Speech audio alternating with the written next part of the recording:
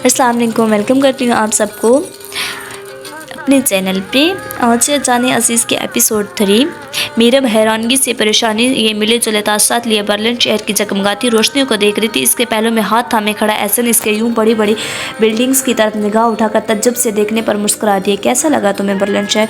ये तो सच में बहुत खूबसूरत है। ऐसे मैंने पाकिस्तान में कभी ऐसी खूबसूरती नहीं देखी। मैं तुमने पाकिस्तान में देखा है क्या जो कह रही? पाकिस्तान खूबसूरत नहीं, इसने डोंट किया। हाँ वैसे सही कह रहे हो तुम। मैं कभी शुमाली इलाका जात में तो गई नहीं। अच्छा तुम ज़रा यहाँ पे रुको, मैं भी आया। कहाँ जा रही हूँ? उसने जाने के लिए कदम बढ़ाई तो मीरब ने इसका हाथ पकड़ वापस खींचा। मैं अपनी जान के लिए कोई गिफ्ट लेना चाह रहा हूँ, बस आया। पर मुझे किसी गिफ्ट की ज़रूरत है, लेकिन मैं तो दूंगा, तुम बस 5 मिनट सब्र करो। मैं यूँ गया और यूँ आया, वो चुटकी बचाकर बोला। पर इसके लफ्ज़ मुँह में कहीं अटक रह गए क्योंकि वो जा चुका था। अभी महज 1 मिनट ही गुजरा था कि किसी ने इसकी पुष्ट पर ऐसा रुमाल संगाया वो बेहोश हो गई। बुआ खाना लगा दें। अरियाल ने घर में कदम रखते ही आवाज़ लगाई थी। इसकी आवाज़ कानों में पड़े शहर पर मोबाइल एक तरफ रखकर भगती हुई भाई जिमल भी फ़ौरन ही कमरे से निकला क्योंकि वो जानता था इसकी बहन अरियाल कुछ कैसे को लगाई। अस्सलाम वालेकुम भाई, आ गए आप? इसके अचानक उमट कर पूछते पर इसने निगाह से कर देखा। वालेकुम सलाम, अभी तक जाग रही हो? वो एक नज़र अपने हाथ में पहनी हुई घड़ी पर डालकर जिस पर सोई 11:09 पर जाए। हाँ भाई वो, इसने बोलते बोलते अचानक चुप सा दी क्योंकि वो इसके पुष्ट पर खड़े जिमल को हाथ जोड़कर ना बताने की मिन्नतें करता देख सकती थी। अपने हाथ बांधे वो मस्किनों जैसी शक्ल बनाने नफ़ी में उंगली हिलाता रहा। इसके यूं पीछे देखने पर आर्या ने झट गर्दन वापस घुमाई तो वो फौरन अलर्ट होकर मुस्कुरा दी। खैर है तुम दोनों आज अभी तक क्यों जाग रहे हैं? भाई वो मैं कह रही थी कि अपनी बात को अधूरा छोड़कर इसने फिर से जिमल को देखा जो फिर से अपना निचला हॉर्न लटकाए रहम तलब निगाहों से इसे तकता दिखाई दे रहा। बोलो भी अब। रियाल सख्ती से पेश है। भाई मैं कह रही थी कि बड़े दिन हो गए हम तीनों के मिलकर लॉन्ग ड्राइव पर गए ही नहीं। मैं जिमल इसलिए जाग रही थी कि हम आपके आने पर आपके साथ लॉन्ग ड्राइव पर जा सके। इसके बाद बदलने की देरी जिमल का सांस फिर से बेहाल हुआ।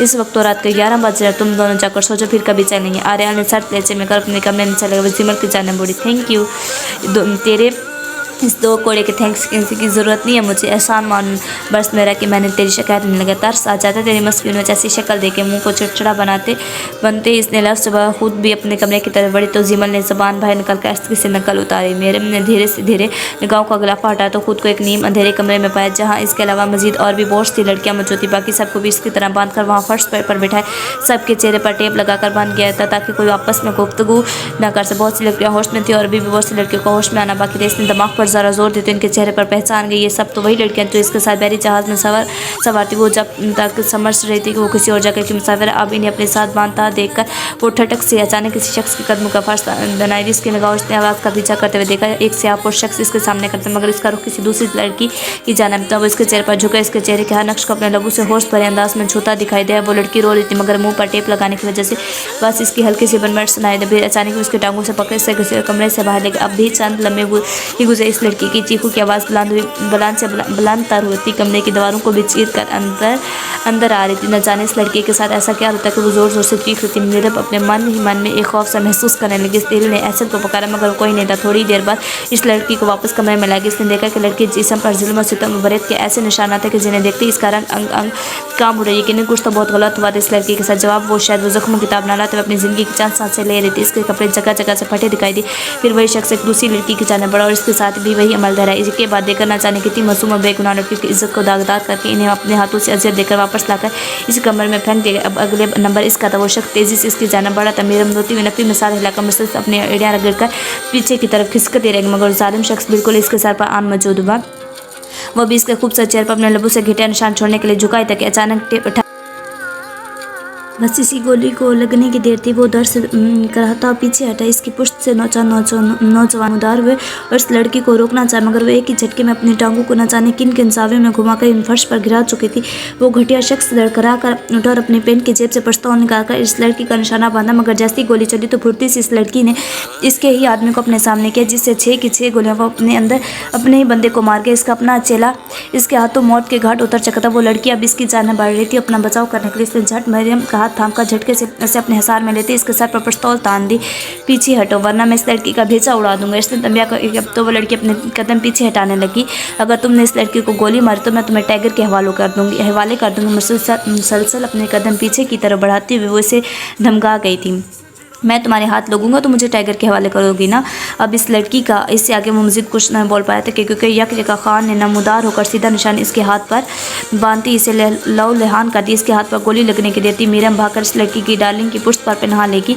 हाँ, तुम्हारा खेल खत्म नोरेस, डार्लिंग ने मुस्कुरा कर कहा और फिर गोली की गूंज दूर तक सुनाई दी। टाइगर गड़बड़ा हो गई है। अपने मखसूस दफ्तर में कदम रखते ही खान ने अरियाल को देखा जो पुरसकून खिड़की से बाहर झांक रहा था। क्या हुआ? इसने गर्दन हमने वहाँ से जीती हुई लड़की को बाजियाब करवाया, इन सब के घर का पता मालूम करने ने वापस भेजने का बंदोबस्त कर दिया। लेकिन इसने दिलचस्पी जाहिर की, लेकिन एक लड़की अपने घर वापस नहीं जाना चाहती। क्यों? वो बेतासिर लगी। इसने कहा इसका कोई घर नहीं और यहीं जर्मनी में अपनी किसी सरफरियाशी के पीछे आई है। टाइगर अपने तो मेरी मदद करने से मना कर दिया था, फिर खान और नैना को क्यों भेजा? शीशे के दरवाजे को जोर लगाकर खोलती हुई अचानक डार्लिंग अंदर आकर सवाल दागी, क्योंकि मैं नहीं चाहता कि तुम अकेली वहाँ जाकर किसी मुश्किल में फंसो। वो तसल्ली बख्श लहजे में बोला, थैंक्स। इसने शर्मा कर कहा तो टाइगर ने आंखें नागवारी से घुमाई। अब इस लड़की का क्या करना है? टाइगर खान ने फिर से बुलाओ इसे यहाँ, मैं खुद बात करूँगा। कुछ देर का वक्फा आया और मीरम एहसगी से कदम बढ़ाती हुई बिल्कुल इसके सामने थी। वो अपनी पुश्त पर हाथ बांधे सीना तान कर खड़े से घूरता दिखाई दी। इसका चेहरा झुका होता, बाल दोनों तरफ से कंधों की ढांप कर नीचे की जानब लहराते हुए घुटनों से ऊपर थे। क्या नाम है तुम्हारा? लड़की वो संजीदगी से पेश है। वो उर्दू ज़बान सुनकर इसे ज़रा हौसला हुआ था। मीरम सुल्तान। इसने नजरें झुकाए हुए जवाब दिया। वो वाह, नाम तो बड़ा शाही रखा है। तमीज़ दायरे से सरगोशी की तो अरियाल ने गुस्से से इसे देखा। वो अपने होंठ पहन कर फिर से सीधा खड़ा गया। घर वापस क्यों नहीं जाना चाहती? मैं एक यतीम खाने में पली, मुझे अपने माँ बाप का नहीं पता। पाकिस्तान में मेरा कोई भी अपना नहीं जिसके पास मैं वापस जा सकूँ। मैं एक लड़के के सहारे यहाँ जर्मनी में आई हूँ। हम दोनों एक दूसरे से बहुत प्यार करते और हम शादी करने वाले थे, मगर फिर अचानक मेरा किडनैप हो गया। पाकिस्तान वापस जाने का मुझे कोई फ़ायदा नहीं, इसलिए मैं अपने बॉयफ्रेंड से मिलकर इससे शादी करना चाहूँगी। जुमला इसने निगाहें उठाकर कहा। बॉयफ्रेंड का लफ्ज़ सुनते ही टाइगर का पूरा भड़क उठा था। वो रूबरू मौजूद और बेहद हसीन था। भूरे बाल, कुमार रंग, मोटी आंखें, होंठ के एक तरफ उभरता स्याह चमकता तेल जो इसके हसीन चेहरे को चार चांद लगाते। बारीक से होंठ तो हल्की मूंछों के साथ हल्का सा बेटी। वो किसी जाविये से भी 29 साल का मालूम नहीं होता था। दोनों ने लम्हे भर के लिए खामोशी से एक दूसरे को देखा। वो अपने सामने मौजूद इस कम उम्र लड़की की टकटकी बांधे देख रहा था, यानी उम्र का तकाजा कुछ और, इरादे कुछ और थे।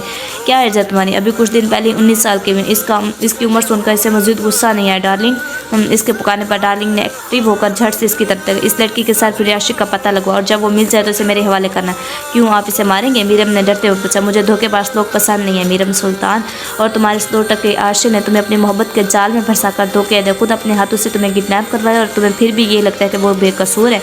इसने ठंडे ठार लहजे में कहा। मीरम तज्जुब से देखने लगी। नहीं, ऐसे ने मुझे कोई धोखा नहीं दिया। वो बेचारा तो किसी काम के सिलसिले में मुझे थोड़ी देर के लिए अकेला छोड़कर गया था और पीछे से मेरा किडनैप हो गया। इसमें मेरा कोई कसूर नहीं। इसने अपने महबूब की सफाई पेश करना चाहिए। और छोटी लड़की, प्यार करना कोई बच्चों का खेल है जो किया और बेच राह में छोड़ दिया। अगर निभाने की औकात ना हो तो प्यार करना ही नहीं चाहिए। और तुमने कहा वो किसी काम के सिलसिले में नहीं तुम्हें छोड़कर गया। उल्लू बनाया उसने तुम्हें, और वो बहुत जल्द मेरी गिरफ्त में होगा। फिर मैं तुम्हें उसके मुँह से सच निकलवा कर दिखाऊंगा। वह चंद कदम बढ़ाकर इसके करीब होते हुए मीरम के खूबसूरत चेहरे पर निगाहें गाड़ कर बोला, नहीं ऐसा नहीं, वो मुझसे सच्ची मोहब्बत करता है। और वो अभी मजीद कुछ बोलना चाहती, लेकिन आर्याल ने हाथ बुलंद करके नफ़ी में उंगली हिलाई। टाइगर को ना ज़्यादा बोलने की आदत है और ना ही सुनने की। सच तुम्हारे सामने आ जाएगा। अपनी बात मुकम्मल करके इसने डार्लिंग की तरफ देखा तो वो गर्दन को ऊपर नीचे हिलाती कमर से बाहर निकल गई। जब तक हम ऐसे लोगों को ढूंढ नहीं लेते तब तक तो मेरे घर में रहो। कि इसने अपना फैसला सुना तो मीरम ने चौंक कर धाड़ा।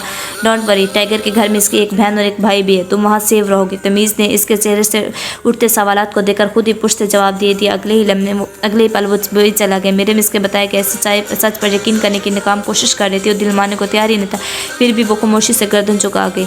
ये मूवी मैंने देखी हुई। सैल को टीवी लॉन्च में बैठा देखकर जीमल इसके साथ ही सोफे पर बुर्जुमान होते हुए बोला, पता है मुझे कि तूने ये फिल्म देखी पर अपना मुंह बंद रखना वरना निकल यहाँ से। सैल हमेशा की तरह बोली, अब मैंने क्या बोला? या इसने कंधे उचकाए। इस ट्रक में बाम बहना चाहते वो मूवी देखते हुए अगले पल बोल पड़ा, जिस पर सैल ने घूरी डाली। देखा ये इसकी माँ है ही नहीं।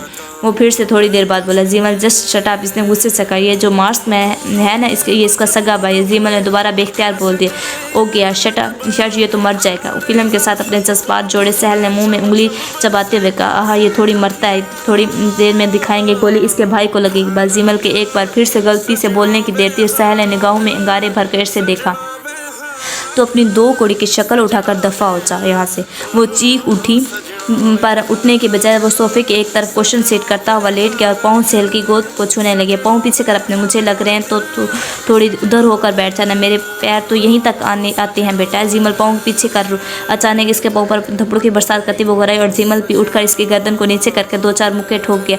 तमीज़ ही नहीं है तुझे जानवर, यक्का उठकर तेजी से चपेटे इसे मारते हुए वो खड़े। इस पल अरियाल मीरम को लिए घर में दाखिल हुआ तो इनकी नज़र सामने वाले मंजर पर पड़ी। तू है जानवर, जीमल चीखा। तू है। इसने उंगली दिखाते हुए लफ्ज़ को चबाया। हाँ दिख रहा है कौन है जानवर। तू है जानवर भी और जाहिल भी। यूं तुम दोनों ने अपनी लड़ाई बंद करनी है या मैं करवाऊँ? अरियल की आवाज़ पर पूरी शान से गूंजी और एकदम जीमल भी हड़बड़ा कर फर्श पर खड़ा हो गया, लेकिन बजाय अपनी सफाई पेश करने के और अपने अल्ज़ामात दूसरे पर लगाने के उल्टा उन्होंने अपने भाई के पहलों में खड़ी मीरम को तअज्जुब से देखा। भाई ये कौन है? जीमल अटकर पूछा। ये मीरम सुल्तान है, आज से यही हमारे साथ हमारे घर में रहेगी। भैया आपने शादी कर ली है और हमें इन्वाइट भी नहीं किया। सहल ने शिकवा झाड़ दिया। तुम दोनों की सोच कभी भी पॉजिटिव में जा ही नहीं सकती। ये लड़की अपने घर का पता नहीं जानती और इसका इस दुनिया में कोई नहीं, इसलिए चंद दिनों तक ये हमारे साथ है। इसको यहाँ किसी भी किस्म का कोई प्रॉब्लम नहीं होनी चाहिए, इस बात का ख्याल तुम रखोगे सहल? जी भैया आप फिक्र ही मत करें, इंशाल्लाह आपको शिकायत का कोई मौका नहीं मिलेगा। हाँ भाई इस पर जिम्मेदारी डालने से तो अच्छा था कि आप मेरे ज़िम्मे ये काम लगा दें। मैं मीरम जी का बहुत अच्छे से ख्याल रखते। इसने अजीब नज़रों से मीरम को देख कर कहा था। रियाल इसकी निगाहों के तासरात को बहुत गहरी से भाम गया। हाँ तुम्हारे ज़िम्मे भी एक काम है। जी भाई हुक्म करें। तुम मीरम से दूर रहोगे। उन्होंने लहजे में पटाखे समोए कहा तो सहल ने बामुश्किल अपनी हंसी दबाई। तभी बुआ नुमदार हुई थी और मीरम ये बुआ है, हम सब इन्हें बुआ ही कहते हैं। घर के ज़्यादातर कामकाज यही करती हैं, लेकिन हमारे घर में ये एक फ़र्द की तरह। इसके बताने पर वो चुपचाप हाँ में गर्दन हिला गई। और ये जीमल है मेरा छोटा बेस्ट। इसने जीमल को देखकर तारुफ करवाया तो इसने मुस्कुराहट पेश की। और ये उम्मे सहल मेरी छोटी बहन है। आरेल के बोलते इसने आगे बढ़कर हाथ मिलाया। ये दोनों जुड़वा हैं, इसलिए हमेशा एक दूसरे से लड़ने के लिए तैयार रहते हैं। मीरम के चेहरे पर थोड़ी सी मुस्कुराहट हुई और मुख्तसर तारुफ करवा कर अपने कमरे में चला गया। तुम दोनों के सड़ेल भाई का क्या नाम है? रिश्ता मुश्किल ही पूछा। हाँ भाई का नाम आर्याल है। जीमल झट से बोला। आए मैं आपको आपका कमरा दिखाती। बुआ ने कहा तो वो इनके पीछे ही चलने लगी। क्या लगता है सैल, क्या कहीं भाई ने इस लड़की से शादी तो नहीं कर दी? जीमल ने इसके मंजर से गायब होते धीरे से सरगोशी। ये बात तो भाई से जाकर क्यों नहीं पूछ लेता? वैसे बकर भाई ने इससे शादी की होती थी इसे भाई का नाम पता होता। इसके माथे पर बल है। यार लड़की इतनी प्यारी, मुझे तो कोई उल्टा चक्कर ही लग रहा है। नहीं भाई ऐसा कभी कुछ भी नहीं कर सकते, तुझे पता तो है कि इन्हें ये प्यार लव से चिड़ा। चलो देखते हैं, लग ही जाएगा पता कि क्या सच है। इसने मुँह मोड़ कर कहा और सैल नजरें घुमाकर किचन में चली गई। मिलती है नेक्स्ट वीडियो में, तब तक के लिए अल्लाह हाफिज़।